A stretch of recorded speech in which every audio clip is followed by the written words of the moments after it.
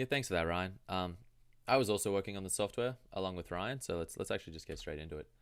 Here's a class breakdown of the current model structure at the moment. We've got a line chart, has several line points, made up of points, fairly straightforward. We've also got some extended functionality for those, whether based on whether they're for the mask or whether they're for the connected mode with the ongoing time stuff.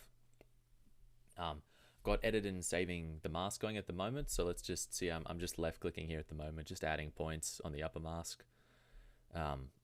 Lines readjusting. We've got horizontal stuff happening at the left and right side. Same happening with the lower mask.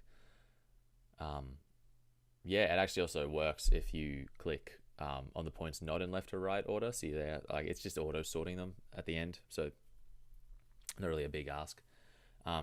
We can also save the mask here as well. So I'm just going to try and save this into a mask.csv.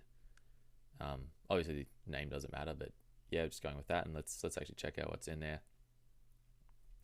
And yeah, we can see it's basically the as per spec. So low, high, x value, y value, and then the unit. So that all seems to be working fine.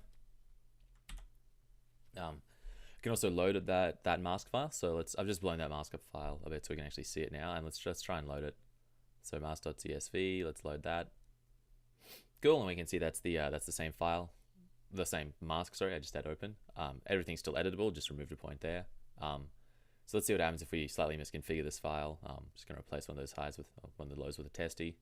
Try loading that file again. And yeah, we get an invalid line file, not low or high on line 4. So that's good. Let's try and get a not a number error now, just for variety. Yeah, so let's just chuck fish in here.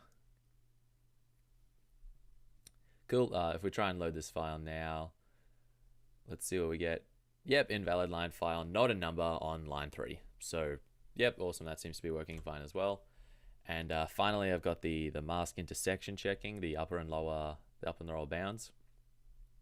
So let's just plot an invalid mask here at the moment. So see, we've already got a visual cue as well with those slightly different colored sections.